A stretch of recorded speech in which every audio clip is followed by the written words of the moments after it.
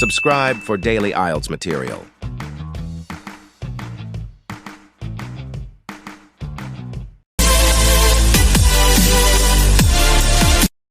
The test is in 4-part, Part 1, Part 2, Part 3, and Part 4. Now look at Part 1. Part 1. You will hear part of a lecture about studying history. First, you have some time to look at questions 1 to 3.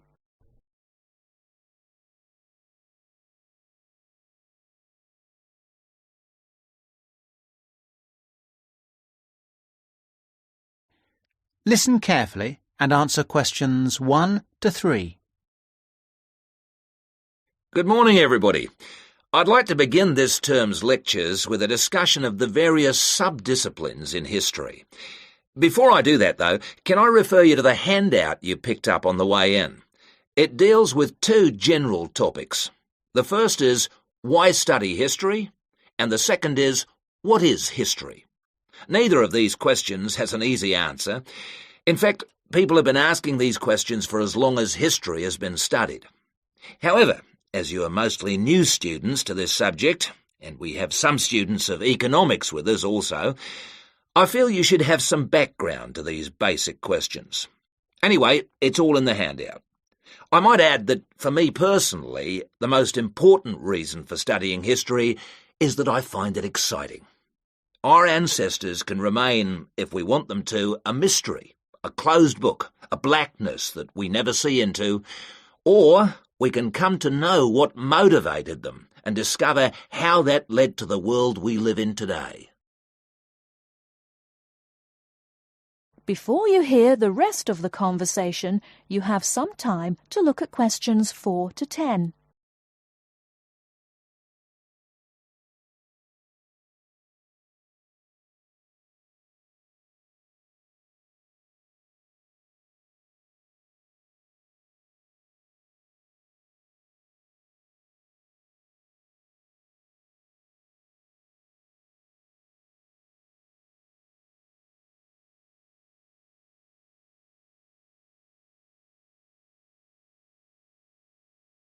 Now listen and answer questions 4 to 10.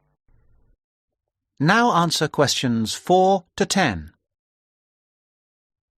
You who have chosen to pursue the study of history are very fortunate. This is a time when we can talk not just about history, but histories. Traditionally, history was seen as one subject, and the subject matter was clear. It was about kings and queens and wars. Additionally, it was about states and empires, or groups of states. This is what we now call political history. The subtopics were the parts of the world, for example, the history of China or of France. History has moved on somewhat, and we can learn a lot about current views of history by looking at the proposed lecture topics in our leading universities. In fact, you'll see that even the simplest definition of history, that it is about what happened in the past, is up for grabs. Some of the more, how shall I put it, progressive areas of study are as much about what should happen in the future. One example of this is the field of postmodern history. Likewise, feminist history looks at the past to make sure the future will be different, and it uses the past to assist in its efforts to make the future as it wants it to be. Somewhere in the middle of these two extremes lie a range of areas of study which have developed over the modern period, replacing the traditional idea of political history. These are by now mostly well established. You can study social history or economic history. Social history asks about the ordinary people and their lives, not just their daily lives, but their contribution to changes in our society. Ordinary people have desires and wishes which they try to put into effect, and this has a massive effect on social development which was not fully understood in the traditional study of history. By the way, one area of traditional history which I forgot to mention, but which has had a resurgence of interest in recent years, is the area of military history. This was, of course, of great practical use in more violent times, and unfortunately has become of increasing use and interest, academically and practically, in our own times. By the way, there is a new series of lectures on military history in our department, as if to demonstrate the truth of what I've just said. Ethnic and multicultural history are further examples of kinds of history which, like social history, differ from the traditional forms. Ethnic history is a modern concern which concentrates on the value systems and beliefs of a people, usually a minority people, which were ignored in the rapid forward march of the rich and powerful nations and states. How various ethnic groups live together and how their traditions change and develop is the subject of its contemporary cousin, multicultural history. In sum, as I said, you are fortunate to have such a wide choice of things to study in the fields of history. Choose wisely. And finally, it only remains for me to wish you good luck in your studies. That is the end of part 1. You now have half a minute to check your answers.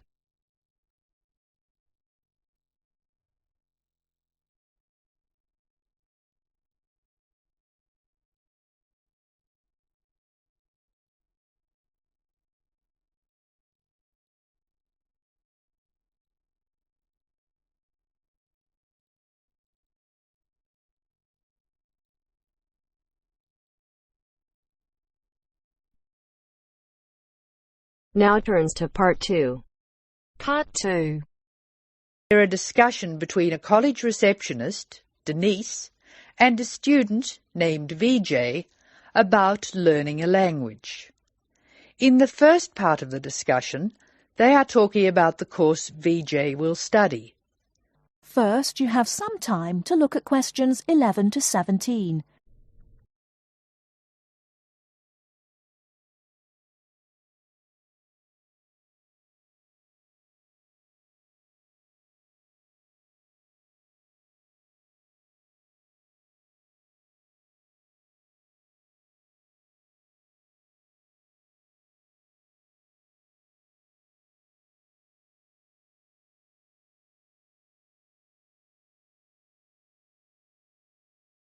Now, listen carefully and answer questions 11 to 17. Hello. May I help you? Hello. Is this the right place for me to register to study foreign languages? Yes, it is. May I have your name, please? Vijay. My family name is Paresh. Vijay Paresh. Okay. Do you have a telephone number? Yeah. 909-2467. Thank you. Now, which language would you like to learn? We offer French, Italian, Cantonese, Mandarin, Spanish, Portuguese. I'd like to learn Spanish, please. Okay. Our classes are conducted in lots of different places. We have classrooms in the city and here in this building. What's this building called? This is Building A. I work near here, so it'd be best to study in Building A. What time do you want to come to lessons? They go on for 3 hours and they start at 10 a.m., 4 p.m. and 6 p.m. I wish I could come to the daytime lessons, but I can't. So 6 p.m, please. That's our most popular time, of course. Have you ever studied Spanish before? No, I haven't. We describe our classes by level and number. Your class is called Elementary 1. Okay. When will classes start? Elementary 1 begins, just a minute. It begins on August 10. Great. Now what else do I have to do? Before you hear the rest of the talk, you have some time to look at questions 18 to 20.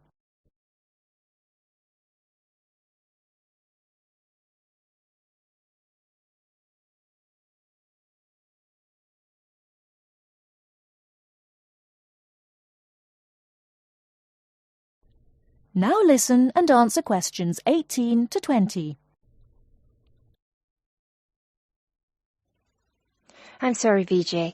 What were you saying? I wanted to know what else I had to do. Oh, of course. Please go to the building on the other side of Smith Street. I want you to go to the reception area first. It's just inside the door on the left as you enter from Smith Street. Give them this form. OK. Do I pay my fees there?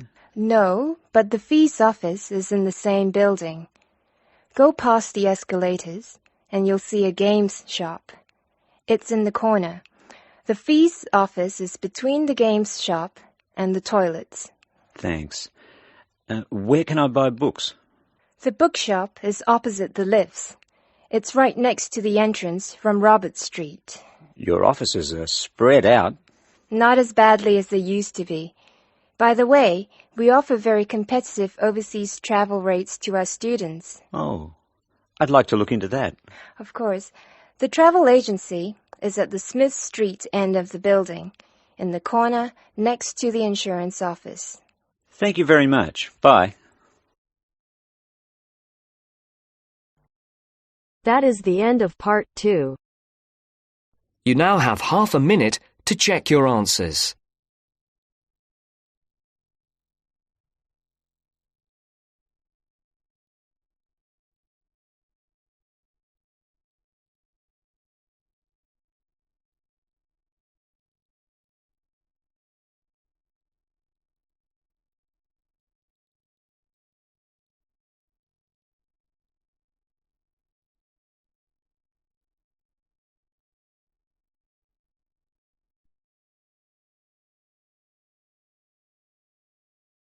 Now turns to part 3.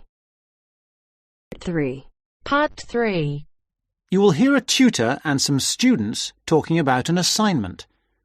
Listen carefully and answer questions 21 to 26.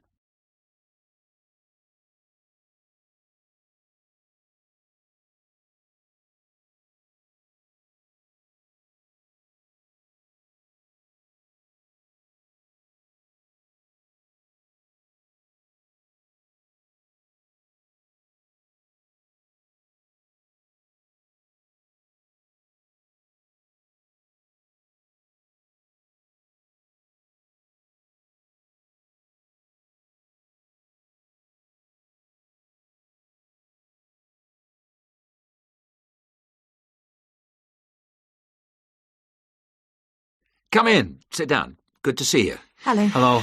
Now, this assignment. The best thing we can do, I think, is to think how we can approach it. The main point is to investigate television, but not what's happened in the past. I was thinking that it would be necessary to go over the new media first and then... Yes, that's a way to make a start, but you need to do that quite briefly. But it's quite a complex topic. Yeah, I agree, but the emphasis must be on the future development of television as a cultural phenomenon. Yes. I've been reading the talk by Ashley Highfield. All right, and what do you take from that? What are the things that are competing with television? Well, to start with, there is the games console. Then there is the personal computer and the internet. Then again, the mobile phone with its capability of games and puzzles. And, of course, internet access. Lastly, there is the iPod with the possibility of listening to music wherever you go. Good. You've understood that. Now, which of these presents the greatest competition for television? Well, according to the research, it's video games. Yes, that's true at present. But in the future... I think the phone will present the greatest threat then. And why? Because it's mobile, portable, and it's developing fast. Yeah, I think you're right. You need always to look to the future and try to assess how things will develop, as we said. Good. Now, you need to move on to the new social trends in connection with television. Is one of them the idea that programmes might become shorter and shorter? Ah, yes. The average programme might be 10 minutes. Or even less. Just mini-programs, say 4 to 5 minutes long. Now, do you think you can get access to all the materials you need? The problem at the moment is the library. Oh, yes. What's happening there? There's a tremendous amount of noise because of the new extension they are building. It's quite impossible to work there. They are stopping work for a week next week, I believe, and then all the sections will be open. There's a hold-up because some roof tiles have not arrived, so there'll be peace for that week. But then after that, the media studies section will be closed for a week, and all the noise and dirt will start up again. Yes, the sociology section will be open, and there's some good stuff there for you on this topic, and it's further away from the noise. Yes, I don't think the sociology section is affected at all, and neither is the journal section. No, Obviously, they're rotating the closures, and it was sociology's turn to close for a week last term. I think we should make a complaint. Yeah, I think you should. I've had a word with the library staff. They are very sympathetic, but... They are affected by these works just as we are.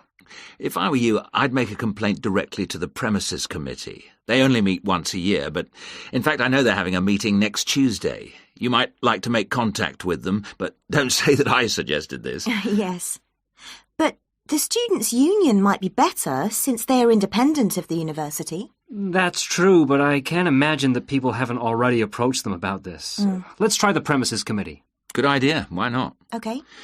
Now, don't forget I need a copy of your dissertations by email and 2 copies in print, that is, on paper. If you give the reprographics office 24 hours' notice, they'll make copies for you. And if you give them my details, they'll send those copies directly to me. They won't send copies to you, so you'll need to take your own copy personally from them. Good. Any questions? Before you hear the rest of the talk, you have some time to look at questions 27 to 30.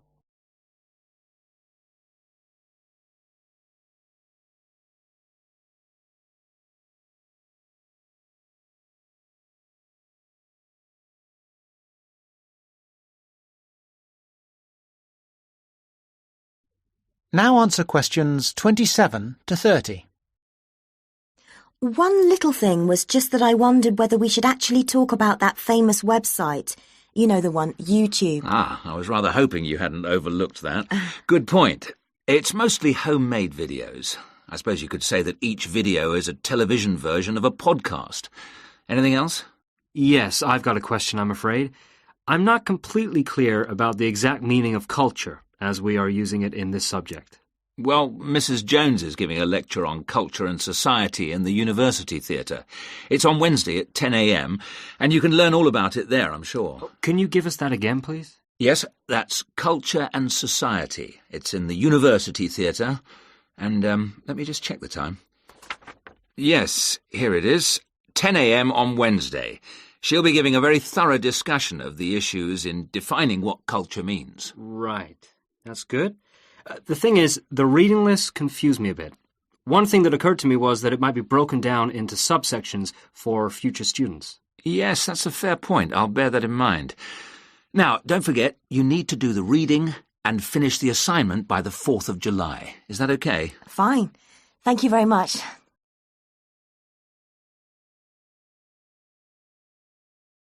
That is the end of part 3. You now have half a minute to check your answers.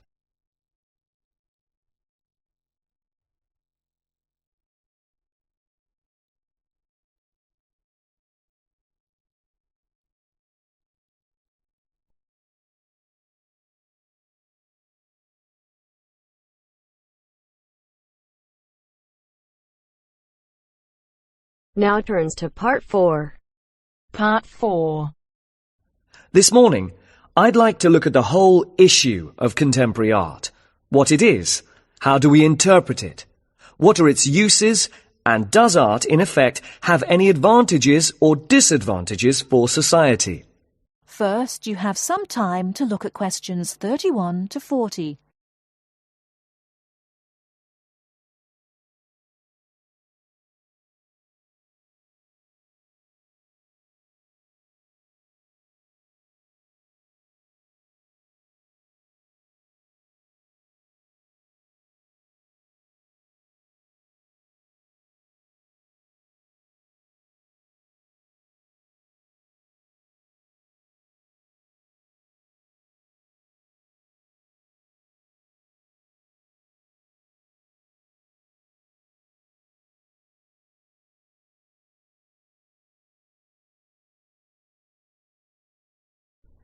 Now listen carefully and answer questions 31 to 40.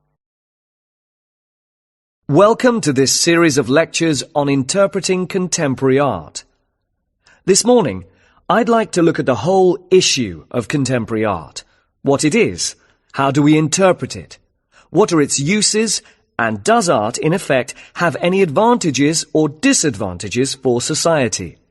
I think at this point it's important for me to clarify that I am looking at art from 2 main perspectives. Firstly, art as something made by and appreciated by individuals, and secondly, art's relationship with society, as it is society that supports, protects, and encourages art. And I'm hoping that this lecture will act as a springboard for you to revisit your own artistic experiences and question your own ideas of what contemporary art means.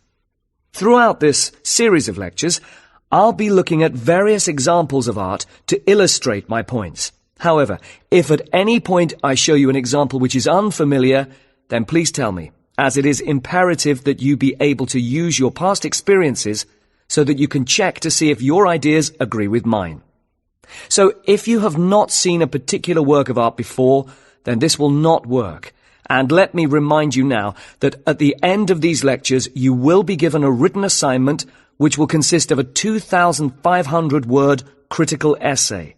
This is not an art review, but an analysis of what you think this kind of art means.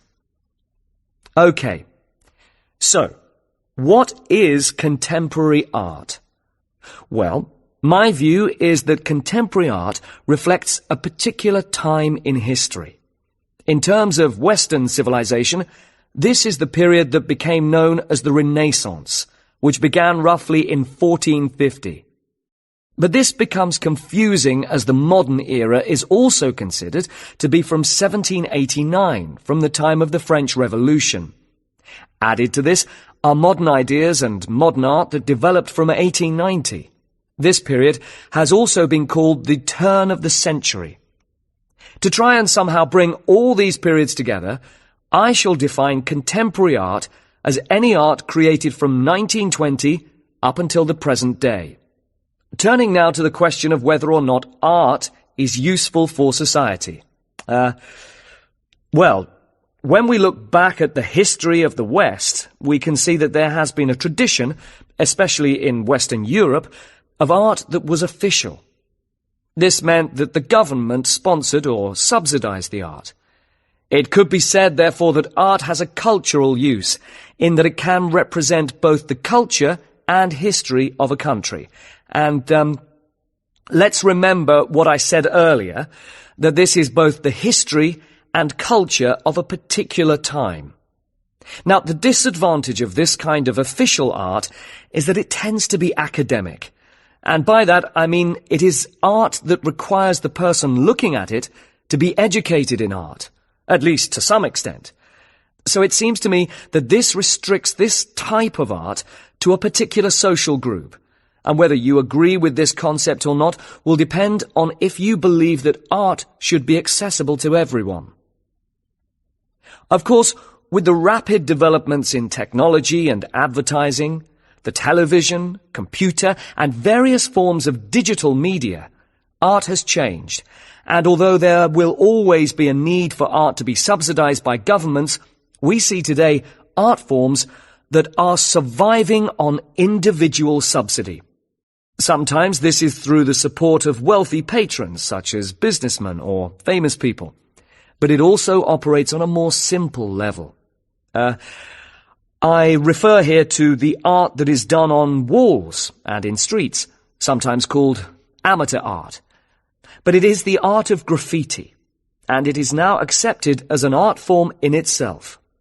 So here we come to what I see as another advantage for society, in that art is a means by which people can express their ideas, their feelings. Of course, in the case of graffiti, there is much debate as to whether the advantages outweigh the more negative side, which is when graffiti artists paint on public buildings. This creates unnecessary expense and also damages these buildings, which are meant for public use. We will be looking at some examples of this later on. Now, many critics of contemporary art have pointed to art that is often violent and even obscene. But I would like to suggest that such art is not meant to only shock us. It also has the element of exposure, so it can teach us about the violence in society. This then brings us to another advantage of art. It can raise awareness, help us see things in a different light. The disadvantage of this is that art can be dangerous.